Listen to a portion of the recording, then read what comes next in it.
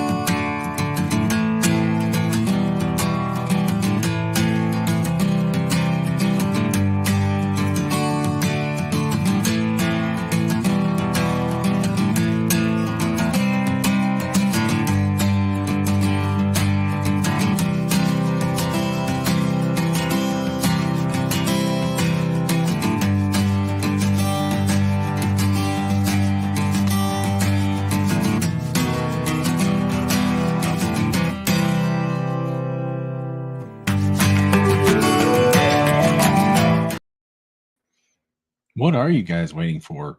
Tickets are available right now for Frith Forge, and we are here tonight. Thank you for coming to Althing Considered, the talk show by the Troth, where we talk about Asatru, Norse paganism, heathenry, and life, and big news, big news, little news tonight. And I'm grateful to have with us our president, Lauren Crow. I'm excited to be here. I promise I will not cry tonight, guys. Sorry. I know our views went up because I did, but I'm not crying tonight. Sorry. Don't make promises you can't keep. There is no bowl of onions here. Sorry, Ben. Yeah, don't. And thank you again for returning after that. And we also have another special. Oh, this is huge news, though. This is a huge show. I have to be here. It is huge news, and to make some huge news here tonight, maybe we should go through little news first. Or do we want to drop? Or do we want to drop the bomb right up front? Oh no! Let's tease them a little bit. Little news. All right. So little news first. Lauren, go ahead. I have little news. Oh, I thought you had like stuff about Frith Forge or something. Oh yeah. So first, I think we should bring in our guest because he was with me at Frith Forge. We did several presentations on inclusive heathenry. So maybe we should bring in our guest. Who could it be?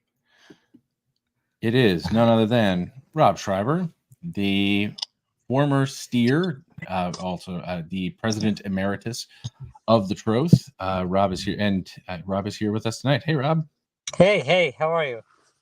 In addition, Rob is also the manager of Heathens Against Hate, as well as our current steward ambassador, and our one of our InReach chaplains, as well as a Troth clergy member. So Rob is busy.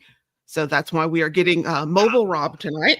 Yes, unfortunately, but although this is not the first time that I've run a Troth meeting from the inside of my car, but I was hoping to make it home, but I couldn't. Anyway, I apologize for that. But Lauren, just so you know, in Distal Think, we have a saying that it's not a ritual until somebody cries. So, you made a whole lot of rituals out of that last broadcast, and it was beautiful. But, Thank you so much. It was that was actually I watched that, and I really thought it was a very useful discussion. It was, and I appreciate everybody's candor and honesty, and even being willing to show their emotions. That was great. Thank you. Yeah, I mean, if we cannot be open, honest, and vulnerable about who we are as heathens, including things like our struggles with the gods, addiction, mental health, if we can't demystify and destigmatize these things, then what are we doing? We're just creating communities where people aren't included. It's the opposite of inclusive to me. But speaking of inclusive, Rob and I have been in Costa Rica at Frith Forge 2024, which was beautiful. The legend of String Cheese Mountain lives on, where you tried to open string cheese on that giant mountain. We heard all about that from Oh yeah, that mountain. Those roads were terrifying. They were. I mean, I knew that we were in trouble when I started passing the same dog several times. I started naming them. Oh, hey, look, there's Sparky again. But Yeah. yeah, but it was great though, and honestly, the meetings that we had at Frith Forge were really important, and I'm looking forward to getting some of this stuff underway, if for no other reason than the fact that uh, the secret word is going to be Declaration 127, but that has Yeah. been uh, that has been very difficult for me to try to manage as an individual, and so I think it's time for it to get its due, and the Troth is the best place for it to go, I believe. Wait, so what one of happened to get Frith Forge, guys? What do you guys have to announce? yeah. So at Frith Nothing. Forge, we had a panel about Declaration 127 and what's next. And to kind of give a little bit of history, we had Declaration 127 version 1 came out in 2016 with Huygens, Heath, and Hoff, and it was a great thing. But it was a response to a specific situation, which of course was the AFA trying to have, I believe, an event at a campground in I don't remember anymore. upper Midwest. I remember that. Was it it was Minnesota, maybe? It always seems like it's Minnesota with the AFA. Yeah, true. So I'm sorry, Ben. And so Ben's going to counterman them. Yeah, he is. And so but of course, times change, things change. Our country has changed drastically. And so the problem is that Huygens, Heath, and Hoff as a website and an entity, other than a Facebook group as an entity, is no more. So Rob and Heathens Against Hate were given custody of Declaration 127, the new version that was written by a committee, a very diverse committee. And so the problem became Rob can't handle this on his own. Let me minor corrections. Yeah. Huygens, Heath, and Hoff actually does exist as an LLC, but it's totally under the control of Zan. Right. I'm sorry, I don't remember what Zan's current name is. It's slipping my mind. But Zan turned over Huygens, Heath, and Hoff, the Facebook group, Declaration 127, and the website to me. So it didn't actually go to Heathens Against Hate. It actually went to me. Okay.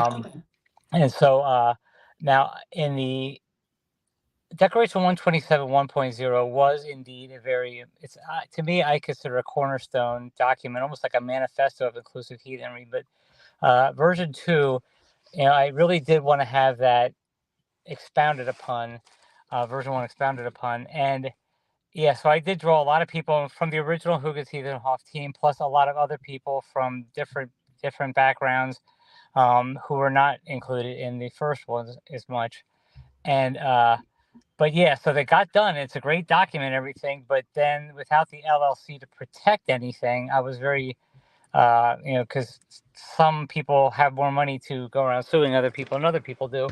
And so I needed it to go somewhere just to be housed within a not-for-profit LLC. So it went to Orglava and sat there while I tried to figure out how am I ever going to vet all these people with, while having, 2 jobs and, a life, and also being in COVID recovery. And so there it sat. And that's, I did have designs at one point for it to go under Heathens Against Hate. And there are many people who actually thought, why does it need to go to any organization? And that's a nice thought. And I actually thought, well, maybe we could found our own organization, but that also takes a lot of time. And why reinvent the wheel when we already have the Troth as a functioning organization that's doing the job and has steadily been increasing its focus on inclusion and trying to stick much more closely to the words and the principles than it did in the past. And I'm not faulting anybody per se, but times change, as Lauren said. And so from like 2016 into now, we're making concerted efforts to be more inclusive. So I think that Declaration 127 should go to the Troth, where there is the resource, where there are the resources, people. You guys have the web know-how, which I definitely don't. Just take a look at any Orglava site, and you can tell when I made it. So that's where that's how it got here. But we did have a really, I think, important conversation at Frith Forge with people from really heathen organizations all over the world about where is the best place for Declaration 127 to go, because it's not just about the Troth. The Troth is going to be the custodian of it. We're going to be we're basically going to be the museum guard, but we're not the only ones who have a stake in this. Heathens Against Hate, our friends across the pond in the various heathen organizations that were represented at Frith Forge, our friends down in Central America. So to me, I think it's very important that we had this discussion at Frith Forge, which of course is an international event, international inclusive heathen cooperation event, and say, where do we go now? Right? Where do we go? Where do we put this? What's the best option? Because you came in with a lot of ideas and we had a lot of options that we could discuss. So really it becomes who has the manpower, who has the resources, who has the web capacity. For the Troth taking it over from my end, it really becomes the Troth just has the resources to do the back end work, because we have 2,500 members. We have the resources to do the back end work that other organizations may not have. That, and also, because once that background, the back end work is done, and once the organizations are vetted or whatever, it's not that hard. Like, we can write about Declaration 127 and advance the principles of it. Any of us can do that. I can do that by myself, but that back end portion is definitely the killer for me. And when I inherited the Huygens Heathenhof site, I didn't know WordPress at all. I was able to limp along, and unfortunately, I have a lot of people who are interested in helping fix up Huygens Heathenhof website, because that site, people are still reading that old site, even though they probably have to go to archive.org to get to it. But but it was that was such an amazing organization. The only problem with it was that its plan didn't work out very well, because it was supposed to be a site where people were authoring articles and then would get paid for it. It would be monetized, and that just never came to fruition. And it is hard to get people to offer up a lot of their intellectual resources and their intellectual property for free. And so Huygens Heathenhof, the Facebook group is still quite popular. It's still quite active, and that's kind of with a hands-off thing. But it maintains itself where you have good moderators on there. And also about Declaration 127, I want to mention that there were quite a few people who were active in Troth leadership when that was being authored, who took part in it. John Hyatt and John Maynard and Lori Wood had offered a lot of thoughts, and so there were quite a few of us who were on there from the Troth also. But again, in 2016, we were still in the early stages of making the word inclusive actually really stick. So yeah. So I want to ask you a bit. So everyone's pretty familiar with who knows about Declaration 127. It's pretty familiar about what it was, and it really, looking back, which history always gives us 2020 vision, right? And 2020 vision tells us it didn't really go far enough. And you know what? I think we can all agree on that in hindsight, but that's hindsight. But when you're putting together 2.0 specifically, tell me about the team that was built to write this. Because one complaint that we often got, that I often heard about the original Declaration 127, is there was not a lot of input from people of color. There wasn't a lot of input from people who were marginalized strongly on site, the way that, that really were affected by the actions of the AFA in a way more deeply than, me as a queer woman. Yes, the AFA hates me, queer and woman, but I am not nearly as hated as a Black woman or a Black man would be by groups like the AFA. Well, now here I have to apologize again. My memory is a little bit faulty because I was in the COVID fog when this was all taking Yeah. place. Like at the time, everything really seemed like a very crystal clear decision, and actually, it was the right decision. I actually credit this whole process with being a little bit of the thing that actually kind of helped me get my equilibrium back. But what happened was I went back to the original Huygens Heathenhoff team and talked about the need for version 2.0, and then I said, but we should really get more voices from more people, but we didn't just want to reach out to people we didn't know either, because we had to be sure that the people that were actually having Yeah. take part in it, that's obvious. And so there's some of the Troth resources helped us. Now keep in mind, the Loki ban was still in place at that point, so there weren't that many Lokians to call upon. But that's not actually true. We actually called upon quite a few of them because they had been marginalized within the Troth. And we reached out to people who we knew were leaders, leaders of color. I myself am gay, so that I had that one pretty much Yeah. under handle. But we had a lot of people. I sent a lot of notes out and offered to people to have either to begin with their initial writing, to suggest edits. It was a multi-step process, and it went fairly smoothly. But there were a lot of suggestions and a lot of little changes, and it really went very well, because I will say that was one of the few times where all the inclusive heathens were actually working together, Yeah. and we weren't doing it wrong, and we weren't the bosses of each other, but and it went pretty smoothly, and we were having a lot of meetings by Facebook Messenger, and some of us were on Zoom or equivalents, and but also in shared documents and things. And I knew what I wanted, but some other people actually helped me make it clearer and much more forceful.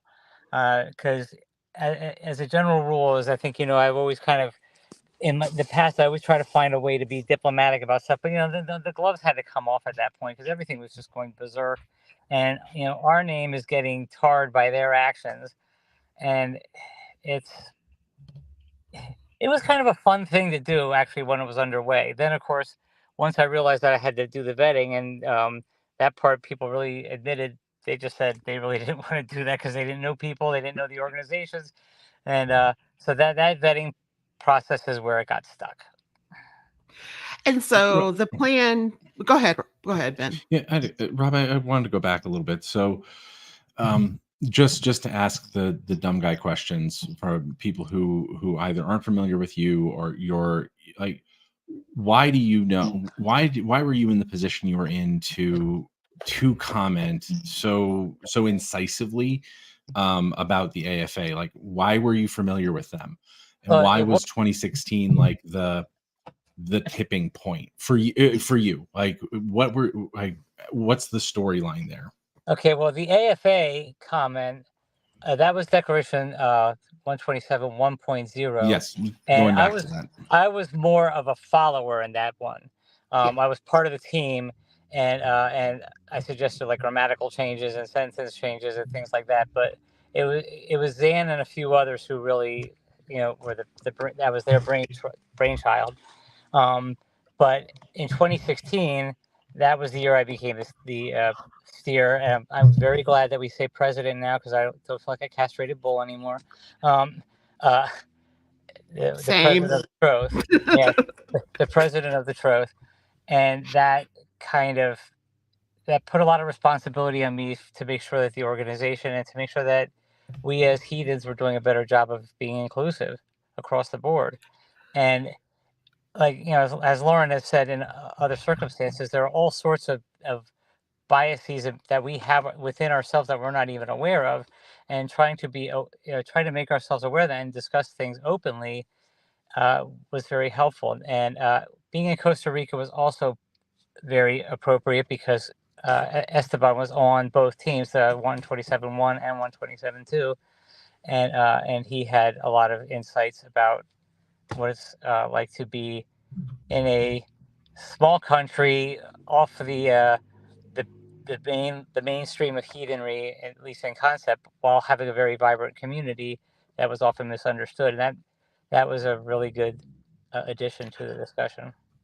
And it's because, Esteban and I had several very long conversations at Firth Forge, and one of the issues he's running into is they're now seeing an influx of white heathens moving to racist white heathens moving to Costa Rica and dealing with that. So, things like Declaration 127 are becoming more and more important in Latin American communities because they want to make these very firm statements that they are not part of this. And even from the beginning, Esteban's group, we've had groups in Mexico. The participation of the Latin American community in Declaration 127 since the beginning has always been there, and they've been a huge part of this. If you don't mind me playing history nerd for a minute, I can tell you what some of the catalytic events leading up to this were. Please do. Yeah, I remember. And I also did want to touch on something, Yeah. because just to touch on 1.0, because I don't want to throw it in the dustbin.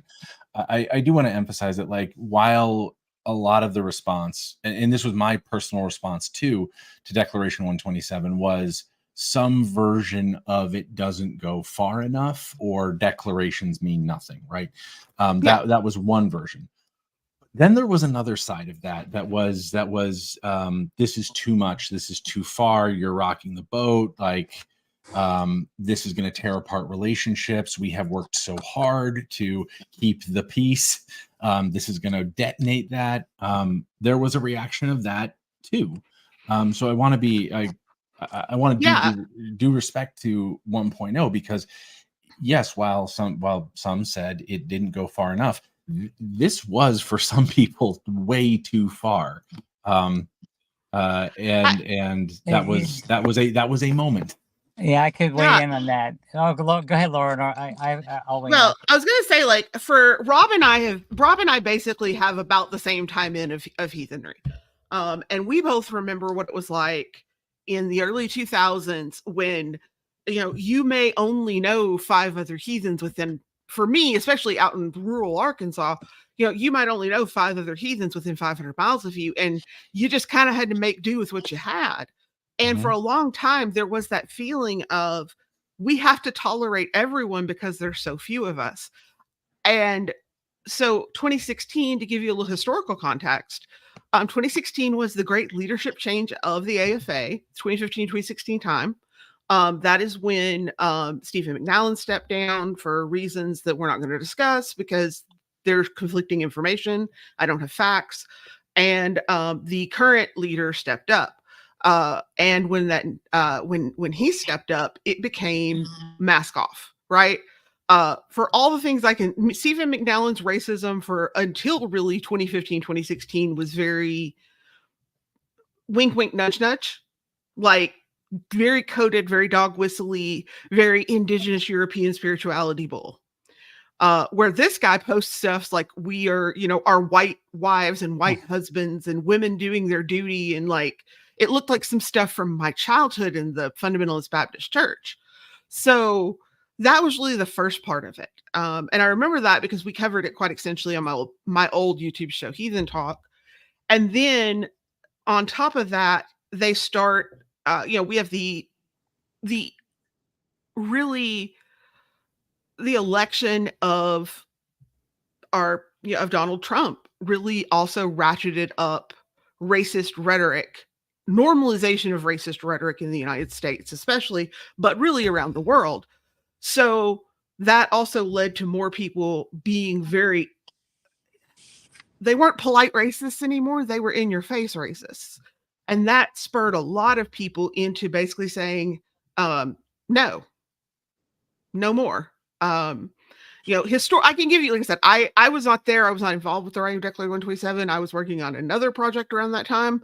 I was working on the Chaplain Guide for Heathenry at the time, but I do know historically that's what was going on. It was the changes, the cultural changes tied with the actual changes in the AFA. And Rob, but I remember from my recollection of this time, around 2015, 2016, it was like the Frycorps Facebook post, the infamous Frycorps one, where it's saying like we need to bring back the Frycorps. And I remember the Troth had responded. Yes. I think Maynard had responded to that. Mm-hmm. and that caused like, and it was a moment when people were kind of going, okay, what's going on here? You know, he doesn't usually say things like this, right? I think that was a moment where he doesn't usually say this out loud. He might say this to you like at a party or something, Yeah. or at a And that private was meeting, also, but he's not going to yeah, say it publicly. But now he's saying this stuff publicly, and right. then when the AFA made that post in 2016 about we celebrate our white Yeah. children, their white men, children, I think that was a big moment where people went, wow, they have been ratcheting it up recently, but this is just them saying it.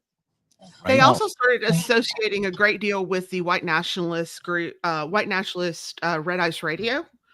You started seeing high-ranking leaders in the AFA appearing on this known white nationalist YouTube channel and podcast network. And that's, you started seeing McNallen almost having a regular show on there.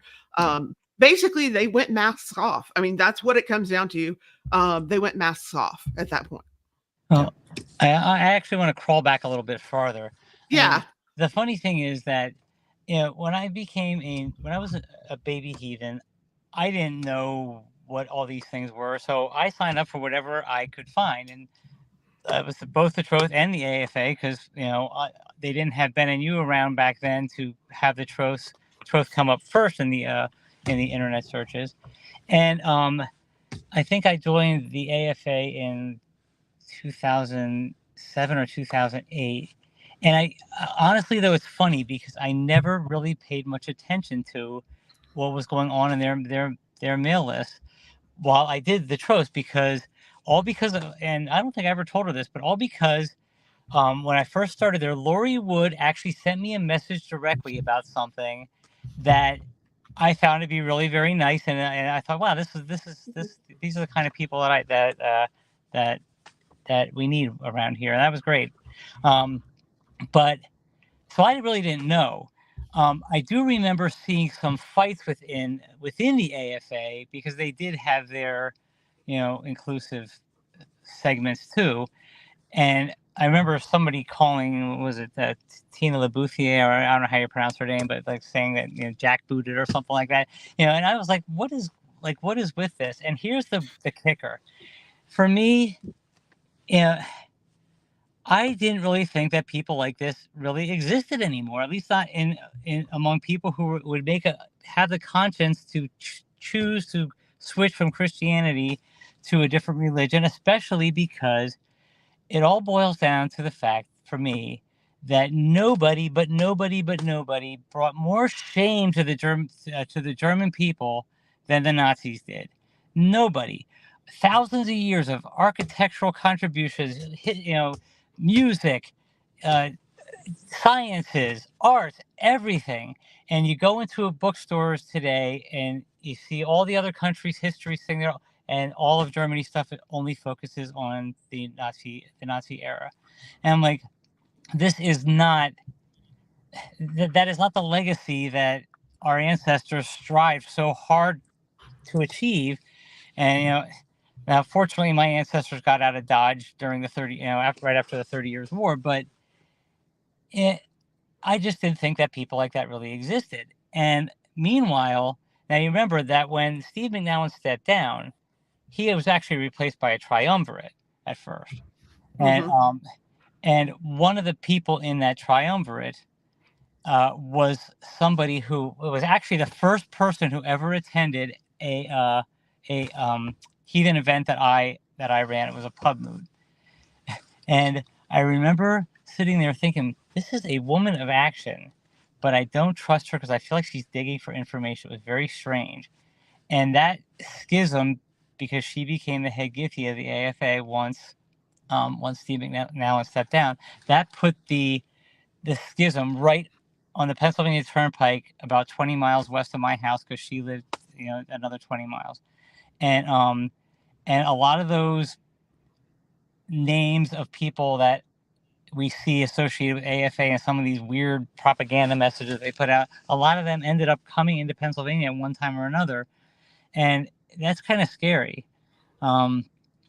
It was just so weird. But I do also remember that, you know, when when I was elected to the Reed in 2011, I sent a note to the AFA with my resignation.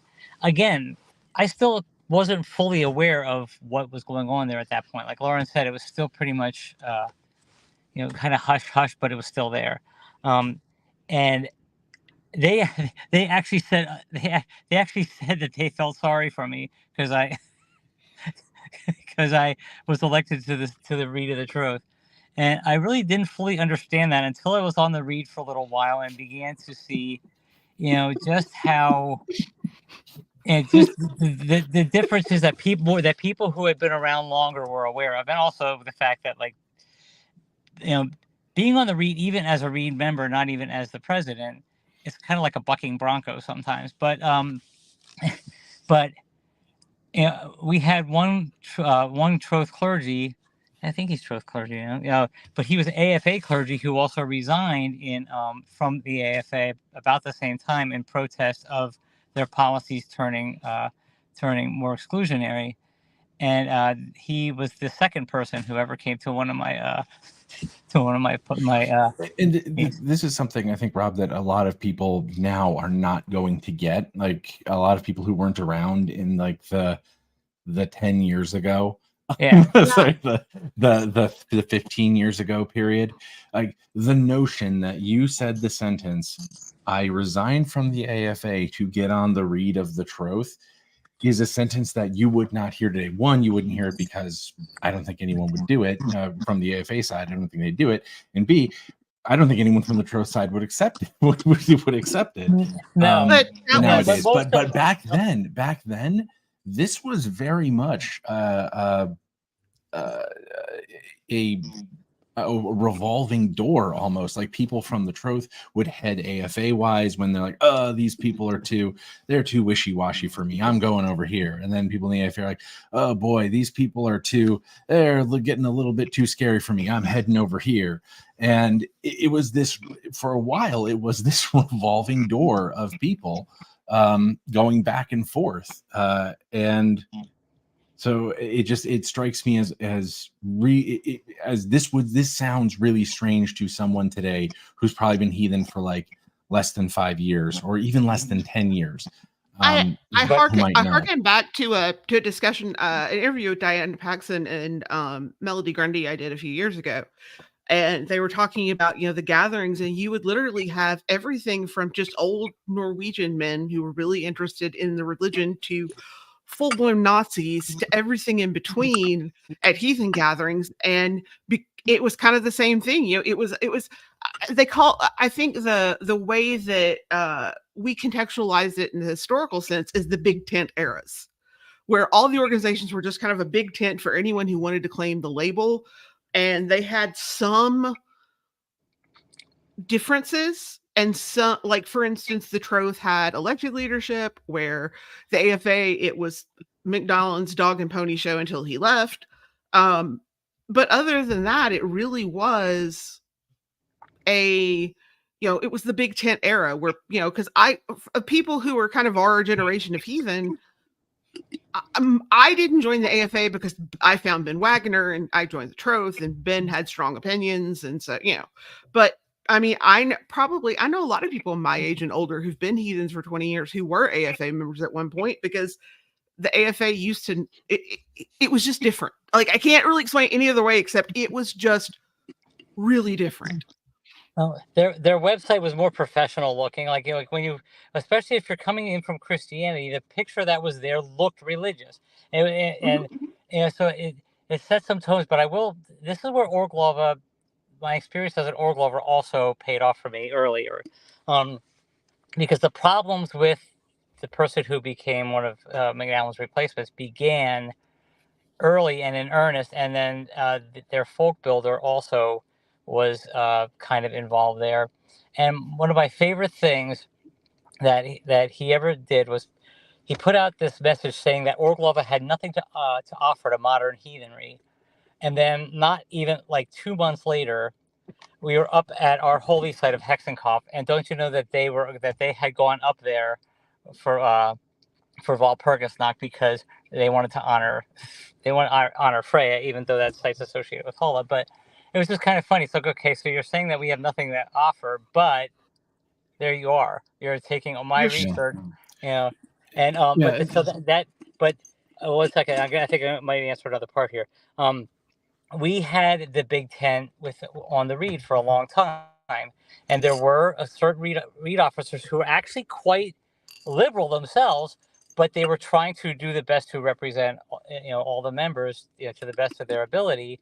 But by the time that 2012 rolled around, I was done with trying to placate people who were who who who would kill me or hate me just for who I am, and that eventually did. That's what happened in 2016. Is it was the read that year was all inclusive people, everybody who was ready to go ahead and make the change, and that's one reason that 2016 became the banner year for that. Yeah, and let's be clear. There's no wistfulness from me, and nor do I think from anyone here for those halcyon days when folk builder and steward could sit side by side and complain about their various organizations. No, no one wants to return to those days, especially not now. So none of us are sitting here pining that we can no longer sit next to folk builders. No because, one. my kindred sister is a woman of color, and she would get called racial slurs for Indigenous women at events, as far with people who were AFA, people who were OR, right? Like Precisely. That stuff was still happening. It's just that we were more ignorant. Yes, and I would say this. I would say this. Look at me. I am a white man. You can tell that I'm a white straight man. I would probably not. I was not the one who was getting the comments at the margins being told like, "Hey, you can't be here," right? Or "Why are you heathen?" We're getting all those kinds of sly, side of the mouth comments at me. No, they were going to other people. So queer people, BIPOC, LGBTQ, all of them were getting these comments through that period. So no, I think we are I think the Troth especially is in a much better place now, because the element is when those people, those folkish people walked away because they said, look, if you're not going to be neutral, I can't be here anymore. When they walked away, they were replaced by the people that were uncomfortable being here before because of those comments, because of those little things out the side of their mouth saying, hey, you don't belong here. Hey, if you just leave now, there's not going to be any trouble, right? That's I quit the Troth because of the Big Tent thing and being uncomfortable, and came back after, there's a reason we call all of those people leaving the Glorious Revolution. There's a reason my kindred brother, Ben Wagner, calls it the Glorious Revolution, because it really was. It was the turning point that made this organization so much better. And I came back at that point because I'm sorry, I grew up in a racist environment. I expect racist. It's just kind of my experience. I already heard enough of it in my life. I didn't want to have to hear it too in a place that I thought was going to be more accepting and kinder. And I was done. Like, I didn't want to have to hear people try to argue about who was allowed in our faith. It was, I hated it. And I mean, and keep in mind that InReach was founded in 2011 because of an inmate writing to be about, having to deal with this. And so already by that point, I was like, we're going to eventually have to take a stand here. And, I understand the desire to, to try to have all the members be happy, but, the members are never all going to be happy. I mean, half the read is never all happy. We are a very, very, very, what's the word I really want here? Dedicated. We have a dedicated membership who keeps an eye on the read. Like, they keep the read honest, and they challenge it, and that's not a bad thing, but no, not a bad thing at all. And that also helped to make sure that we went the correct direction here. And the big thing was, we were moving up into that, but in 2015, there were I think it was 2 quarters. That Steve Abel's wife was ill, and so he was not able to really tend to the organization quite as much. And so I was associate steer, and I ran those meetings. And one of the things that I started in 2015, but really in 2016, was trying to control the narrative of the Troth, because everybody else on the planet seemed to have an opinion about what the Troth was. There were all these articles talking about what the Troth was, and the only voices that weren't being heard were those of the Troth.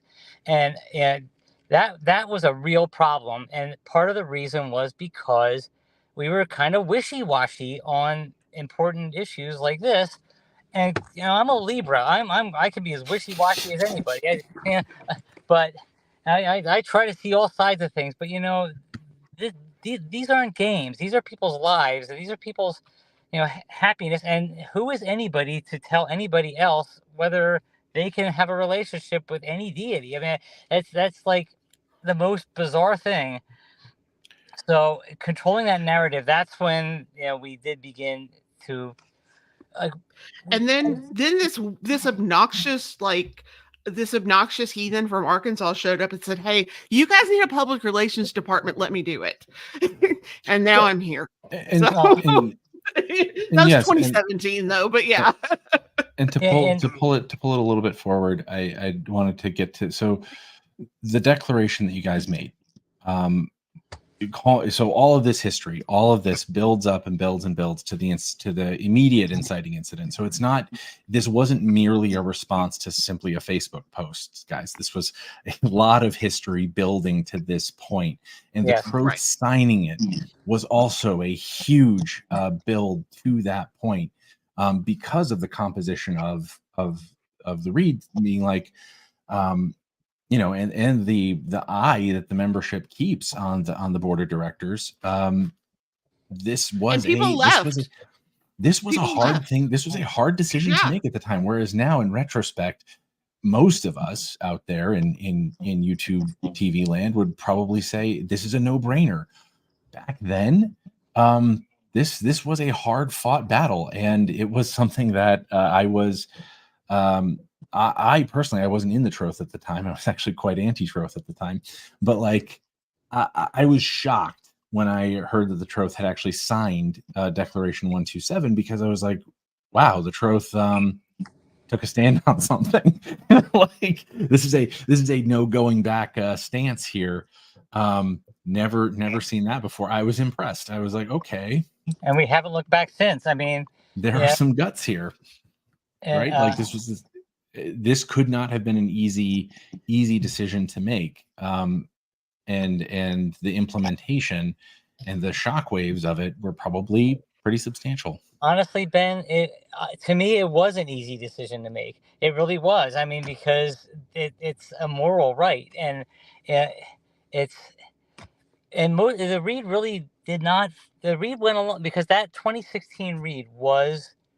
That was a great read. We all worked well together. We didn't all necessarily agree on things, but I think we did have one guy who kind of dropped out. I think that's where the abandonment of office clause got entered into the bylaws in 2018. But and so I don't even know if everybody out there knows that Declaration 127. The name comes from verse 127 of the Havamal, and I'll defer to Lauren and Bet if they want to read that verse, because I'm sitting in my car. But yeah, it is, the whole concept is, when and I'll paraphrase badly from Ben Wagner's translation, but when you see evil, call it out and give no peace to your enemies. Essentially, if something's evil, you got to say something. You can't just let it ride. I wish I had the Bubba Mall. The translation of the Bubba Mall of this is really great.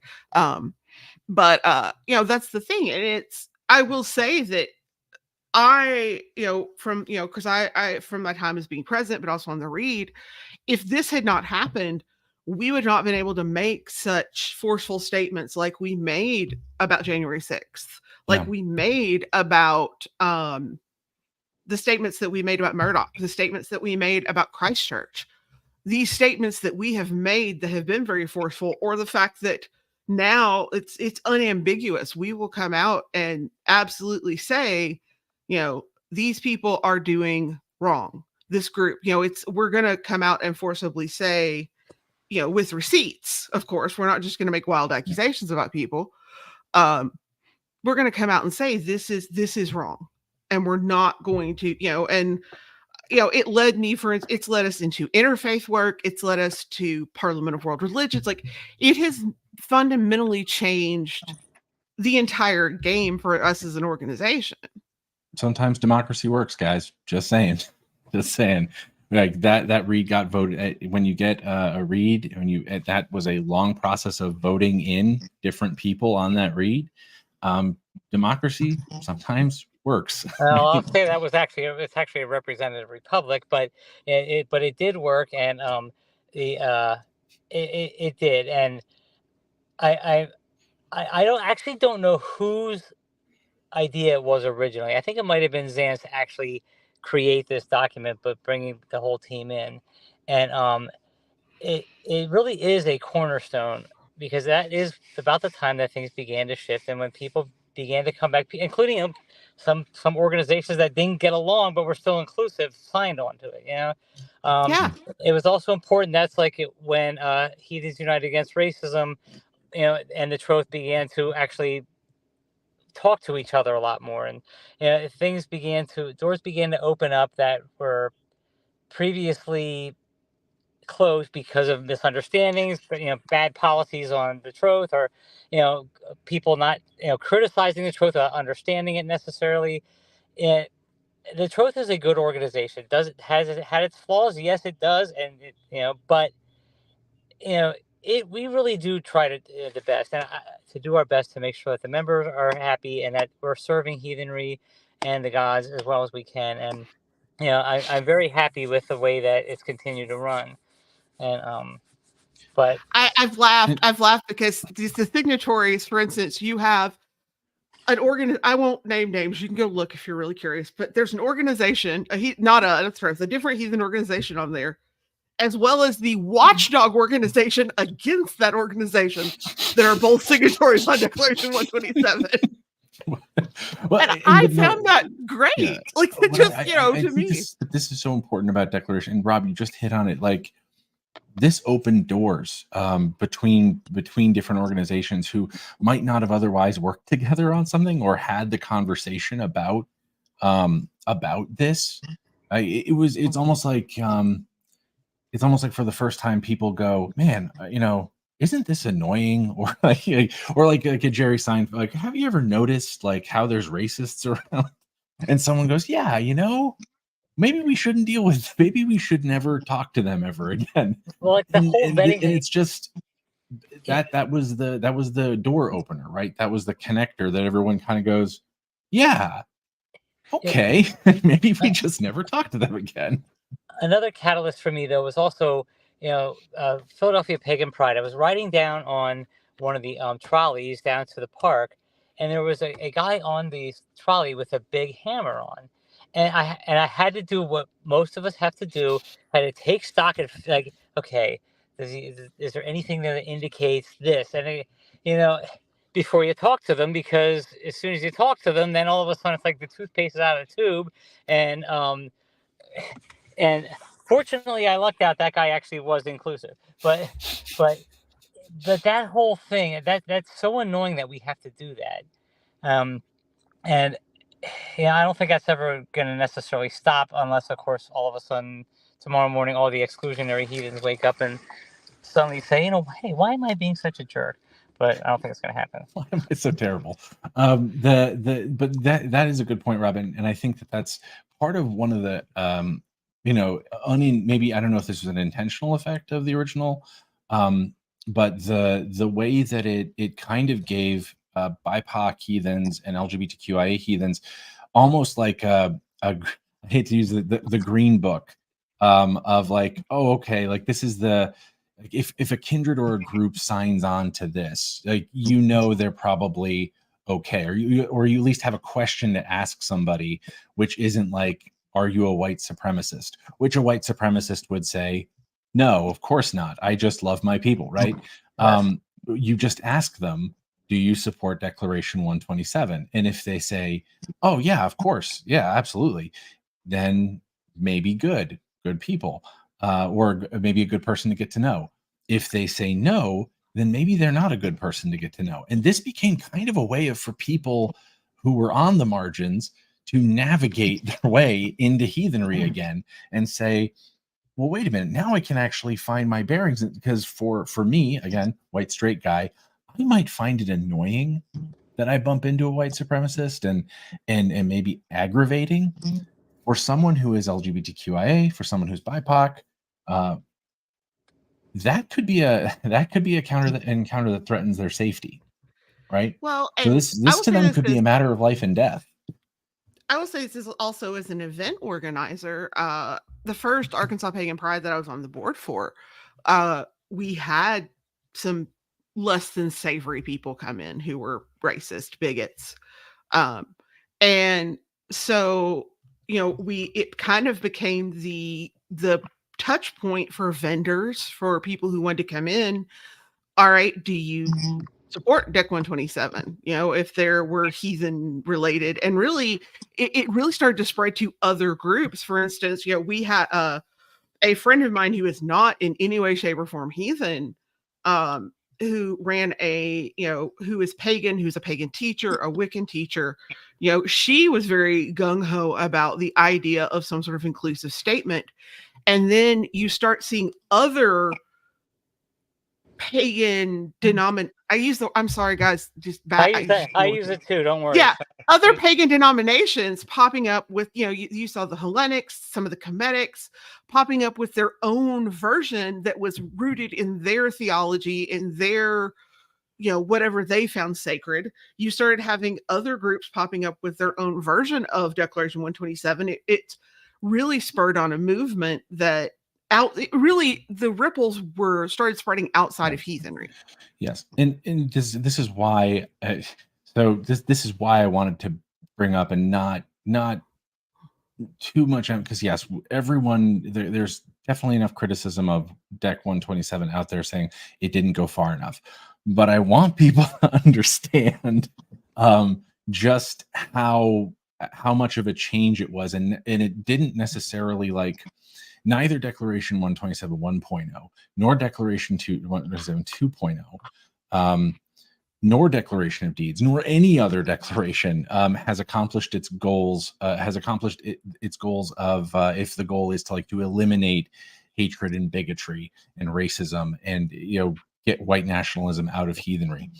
That has not succeeded. I think that's one thing that was pointed out is well, after Dec 127 came out, the AFA just got more and more members and got more money and got to build more temples and got more press.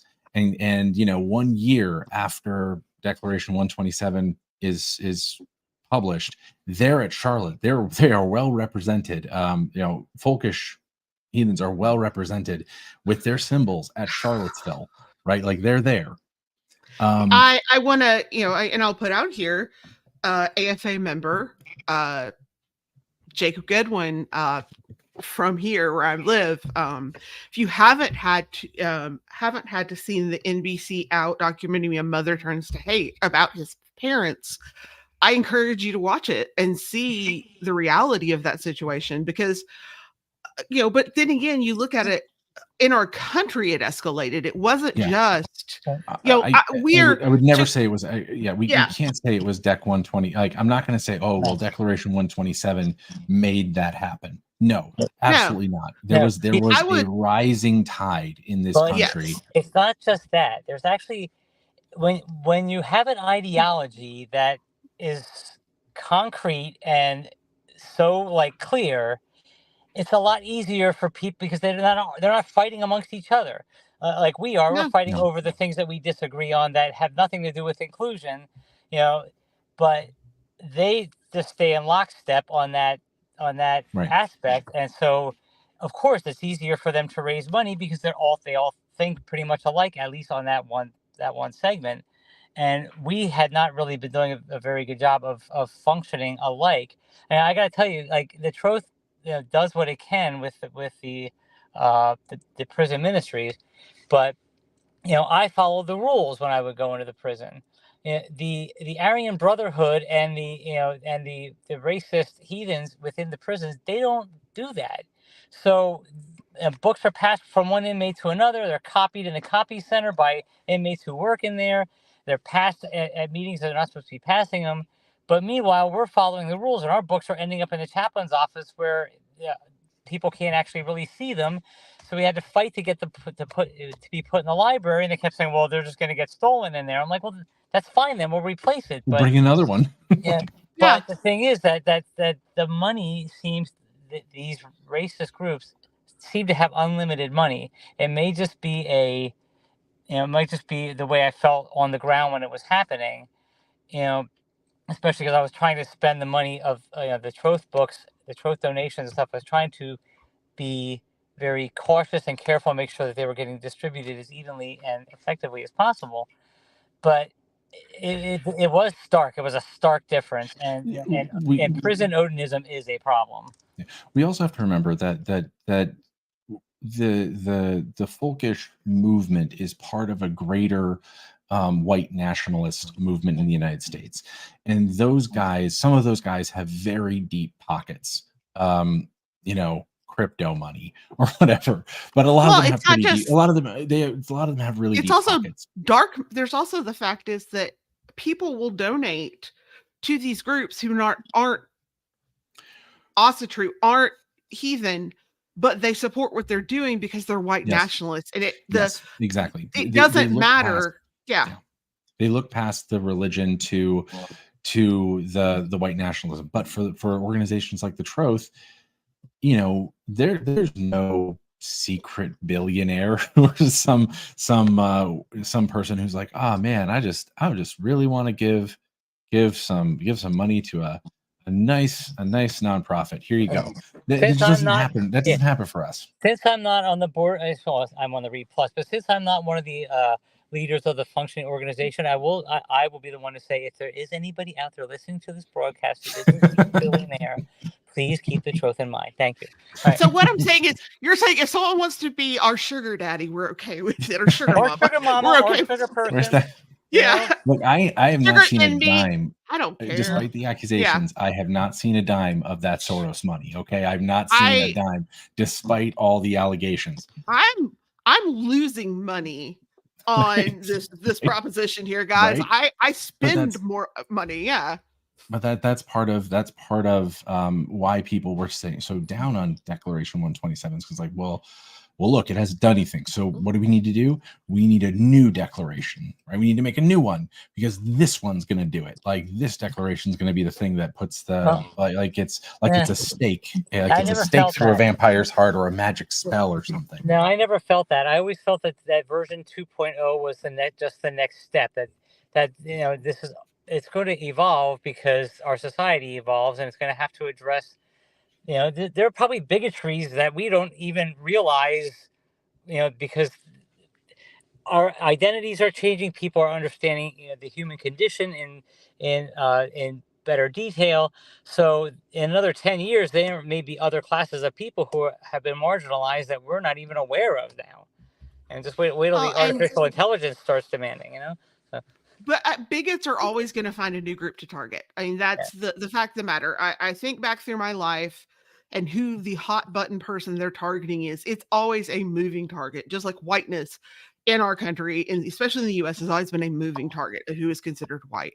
Yeah, we weren't considered white when we arrived. Yeah, I mean, the Scandinavians weren't considered white until they wanted us to fight in the Civil War. Yeah, that's what happened with us, yeah. Yeah, it comes down to. So I think we have to really be mindful and compassionate. And so really, these declarations, I think, are important. They're a touchstone. I do want to talk very quickly with Rob and what Rob and I's idea is about what Declaration 2.0 moving forward is going to be. Yeah. Because we are kind of running out, and I'm probably gonna have some severe thunderstorms coming through in about 45 minutes, and I don't want the power to go out while I'm on the air again. While you guys chat, I gotta move rooms, so this would be a great time for you guys to talk. Awesome. So one of the things is this is too big of a job for one person. Yes. This is too big of a job for 2 people. Yes. So, if you are a member of the Troth, here in the next week or so, we're going to be putting out a call for we're going to have an open meeting.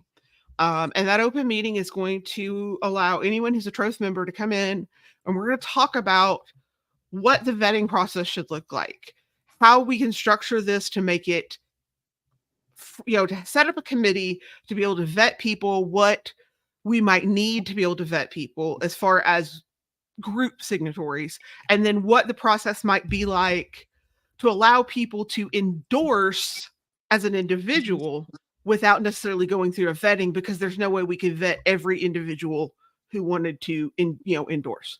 From there, what we'll do is essentially set a schedule. So whatever that is, the committee says, quarterly, whatever, people will submit their applications, and then that committee will meet on a regular basis to then approve, vet, and update the website. That is our plan.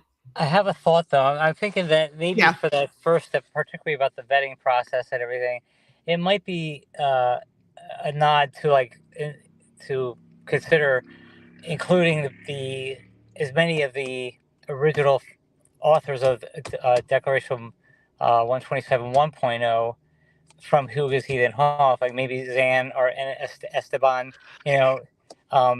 because they let's talk about this offline, Rob, because there's some legal technicalities with the vetting that thing. Makes sense. Yeah, it's just a suggestion. I understand. Yeah, like I said, but as far as that, it's not going to be one person. It's going to be a committee, and quite frankly, I'm not going to be on it.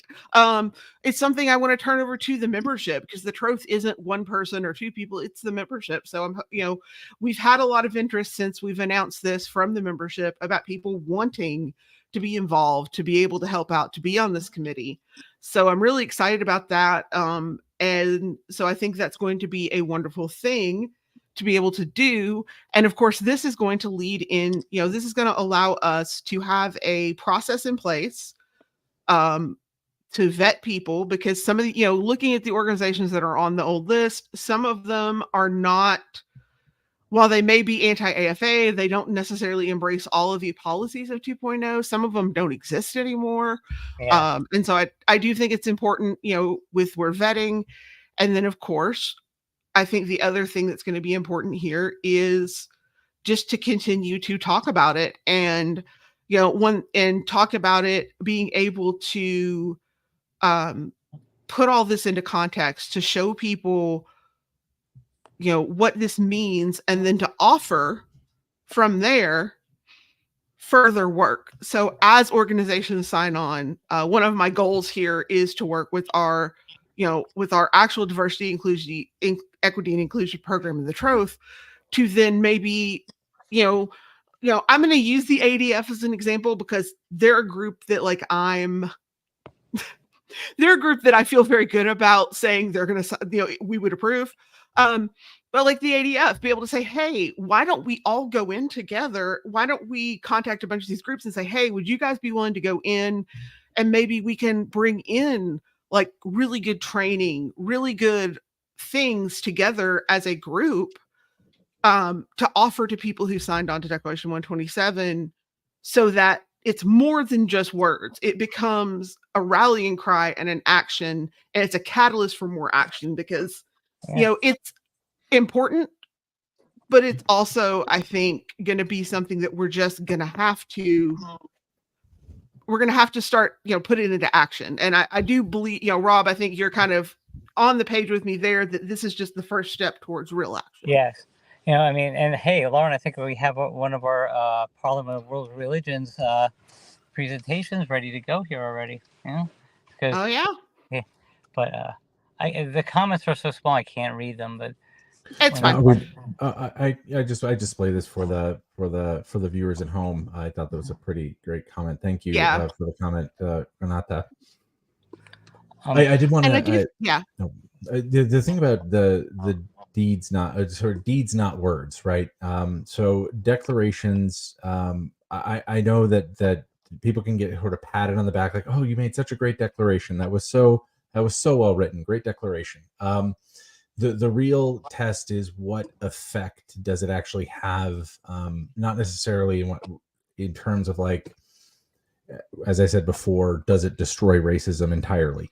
But does it open doors to international cooperation? Does it really expand and deepen solidarity between different organizations and different individuals to strive for something better? Right? It's not just the words themselves on the page. It's what those words can inspire in people to do. Does it inspire us to be more connected as heathens, or does it inspire us to be less connected? Does it inspire us to be more paranoid? No, does it inspire us to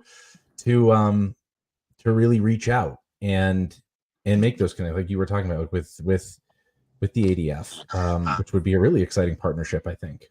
What I'm hoping like to I said, see, yeah. What I'm hoping to see is inclusive heathens from different organizations and individuals also, like beginning a concerted effort to advance the narrative that heathenry by default is inclusive. So we don't have to keep saying we're inclusive heathens. We are heathens. Yes. They are exclusionary. I actually, one of the things, Rob, I resented about Declaration 127, I was really upset about this, and this is why I was so anti, was because I was like, I resent having to say that I'm inclusive heathen, because it's an additional thing that I now have, that I it should just be, I'm heathen, right? Yes. And that inclusivity is understood as being default as part of heathen. It should be, but until that day comes, I will have to keep adding on the I am inclusive. Well, I think that with enough over time, as our narratives, we begin to write more stuff that focuses on that. I think that the context will be very clear, especially if we start referring to them as, put the qualifier on them, the exclusion, the bigoted heathens, because we managed to make it through that presentation on the narrative, Lauren. We managed to make it through that without calling ourselves inclusive heathens.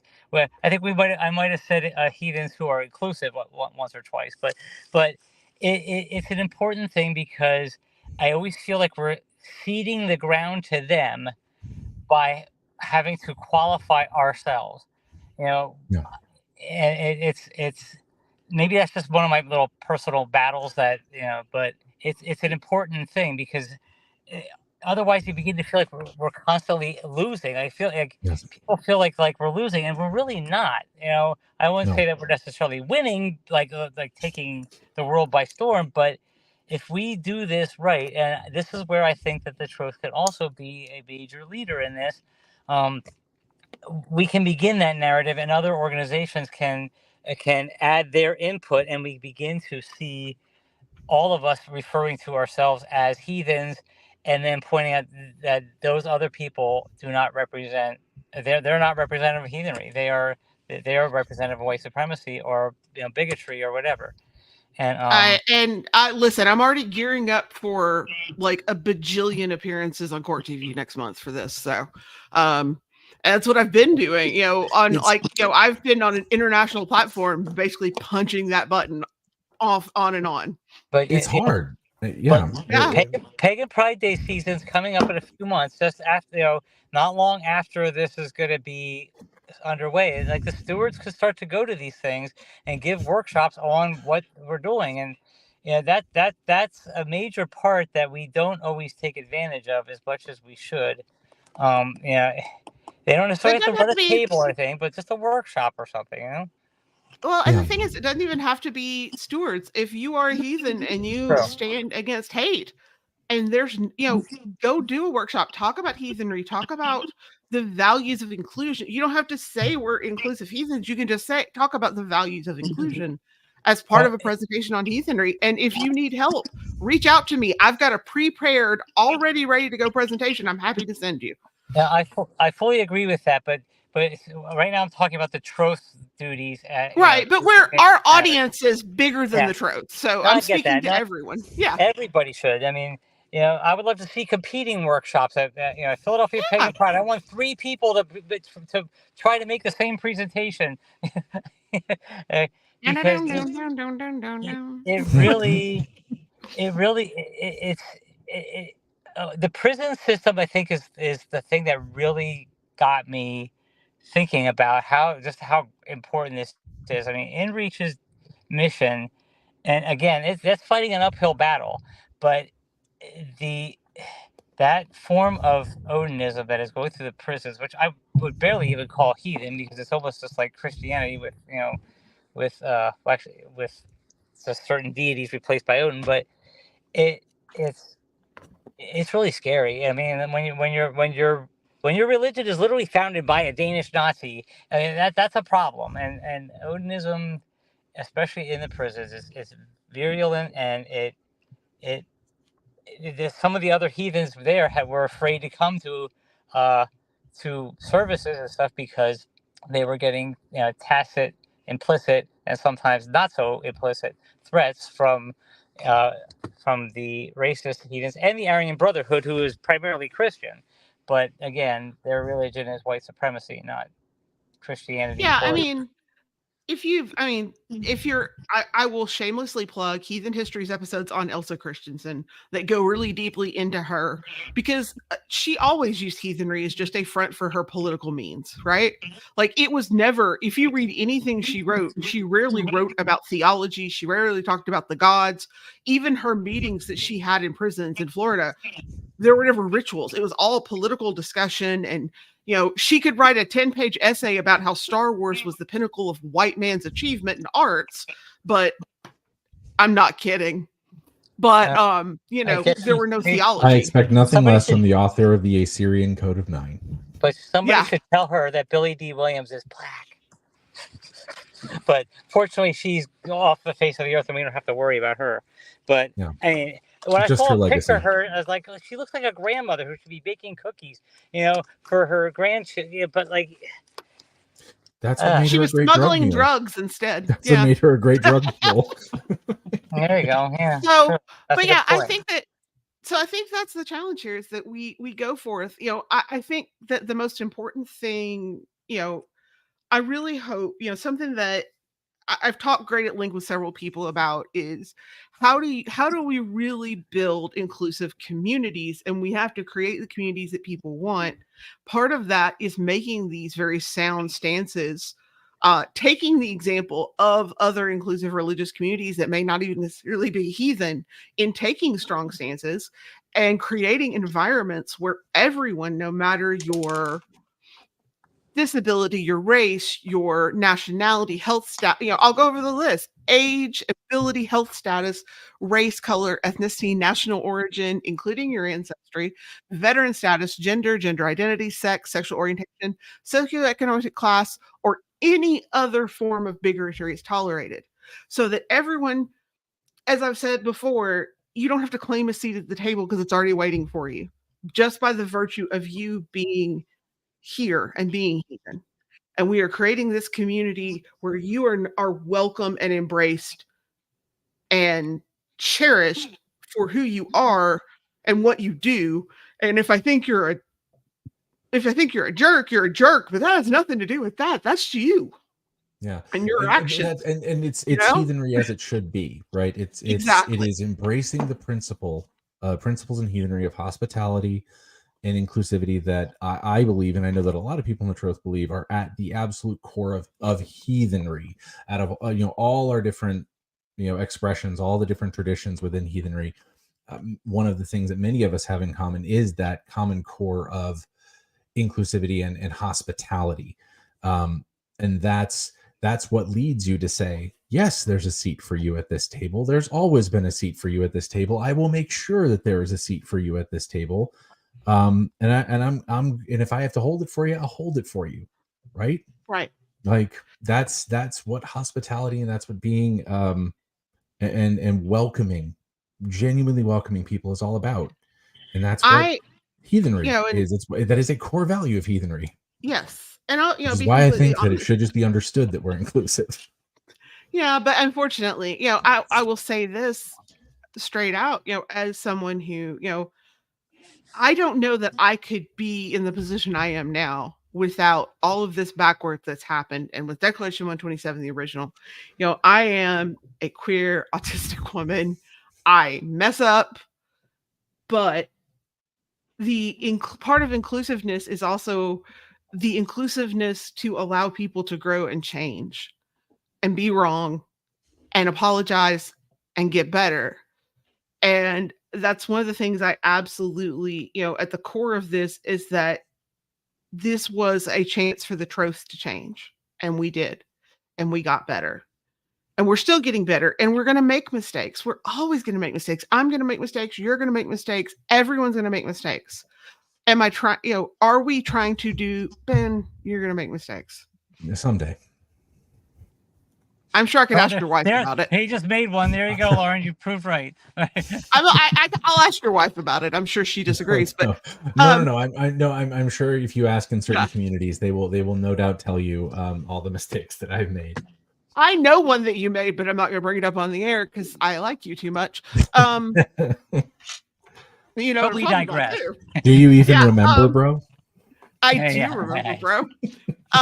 So I will just say though, that is the joy and the beauty about heathenry is that, we can grow, we can make up for our mistakes. We can really become better versions of ourselves. And so I hope that if nothing else, from the talks that Rob and I did talking about the community, the talks that we did talking about Declaration 127 and also InReach and Heathens in Recovery and everything that we've talked about at Firth Forge, the stuff we talk about on this show, the things the Troth does, my writing, the recovery stuff, I just hope that people can take away the fact that we're in a religion that allows you to become a better version of yourself day by day.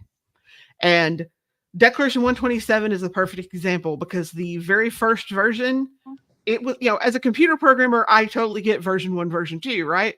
The first version's never perfect. It's going to have bugs. It's going to have things that are not going to work quite right on a program. Version 2 is always going to be better, but that doesn't mean version 3 can't come out or 4 or 5. Like there's always room for improvement. And that's what we will always strive to do is to improve. All this stuff sounds a lot better than just saying, we're gonna shun them like Amish people do. Give them a good Amish shunning. Well, you know what goes clip clop, scowl, clip clop, clip clop. An Amish drive-by shunning. Amish drive-by shunning. Yep. Oh. But yeah, so obviously Rob, I've told that joke several times before, but anyway. Actually, Ben told that one. Ben Wagner told that one to me, so he probably got it from you. So yeah, I remember when I told him that one actually.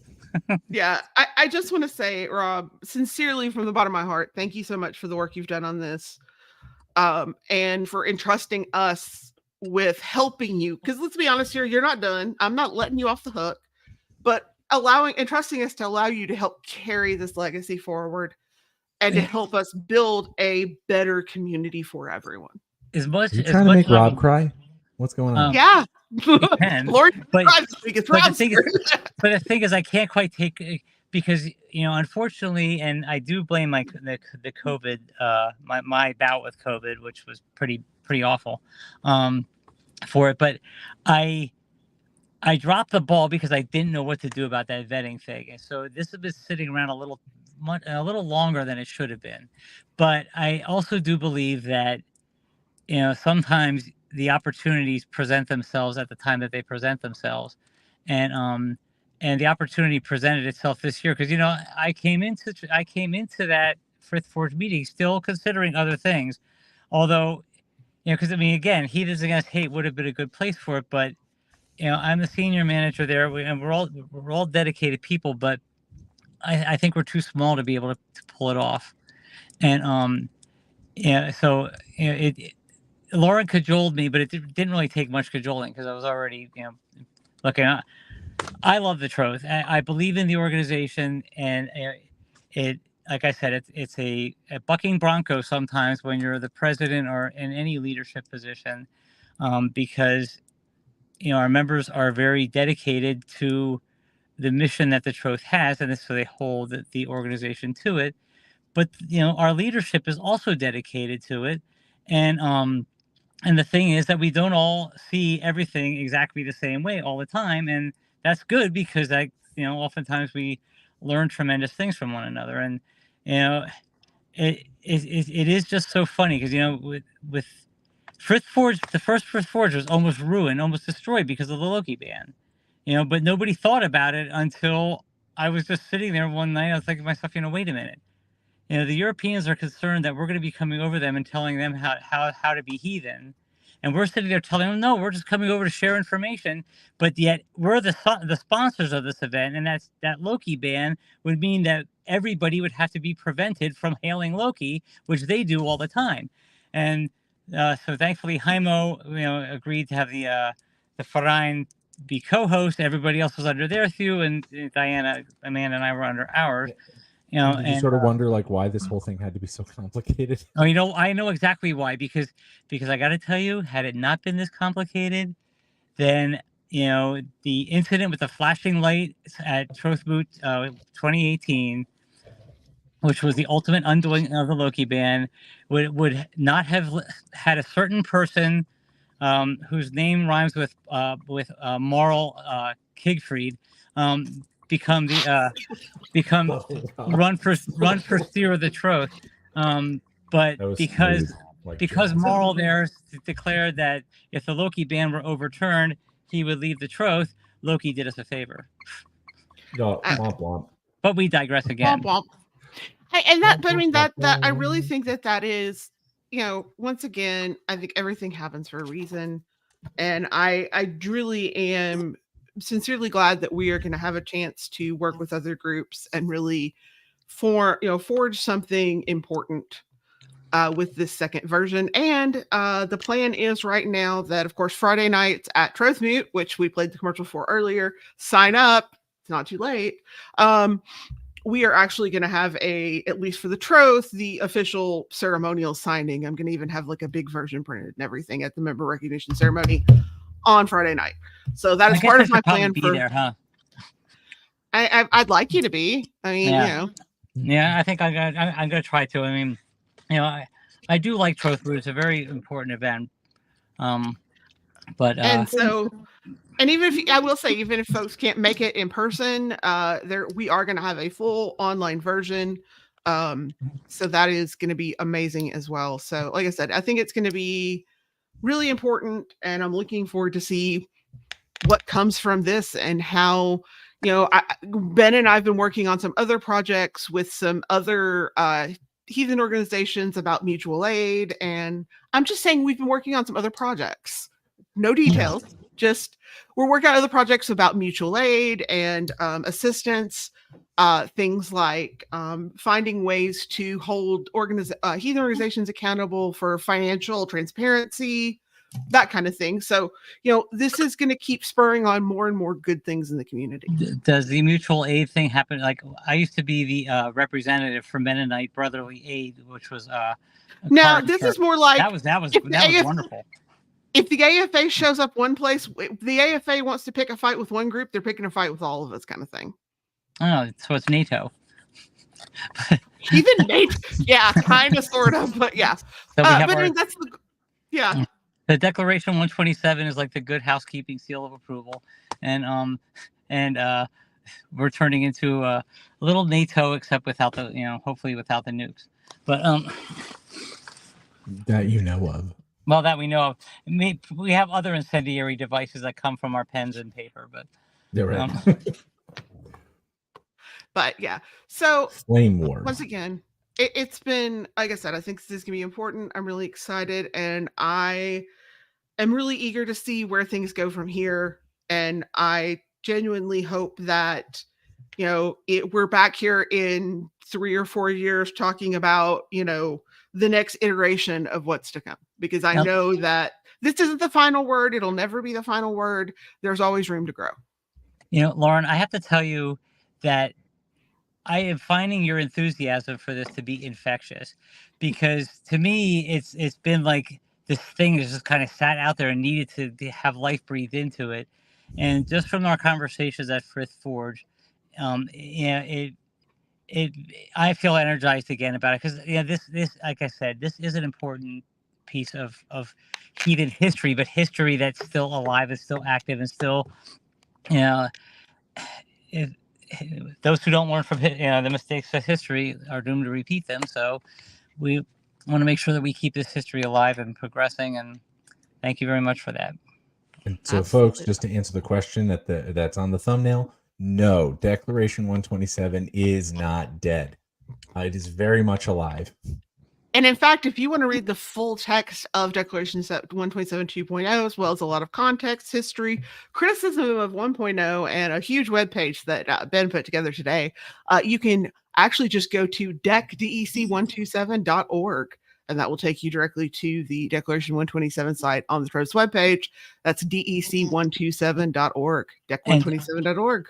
Ben, to answer your other question, by the way, that Declaration 127 logo, I believe Zan created it, so you might want to reach out to her and see whether or not it's. I don't think she would have a problem with it being used, because it was turned over with the items to me. But I figured, but it never hurts to double check. Oh no, it's always good, because that way we do our due diligence and aren't pirating. And the people who are selling it bootleg, don't do that anymore, please. Yeah. Yeah. All right. Well, thank you very much for this time. Thank you, Rob. Thank you, Rob, more for broadcasts being in the future, hopefully from my living room rather than from my truck. Yeah. Today, my truck has been my living room, so I understand. All Thank right. you, Rob, so much. Over, We're Rob. happy to have you here. Take care. Take care. Good night, everybody. Thanks. And from all of us, I hope that was informative for you guys about the plans for Declaration 127. I think you guys, again, just to repeat, Declaration 127 is alive and well, and now lives on the Troth website. It just moved addresses. It just moved. It's just in another room now. So you can go to dec127.org, dec127.org. That's right. And so from all of us to all of you guys, we hope you have a wonderful weekend. And we'll see you next week on All Thing Considered.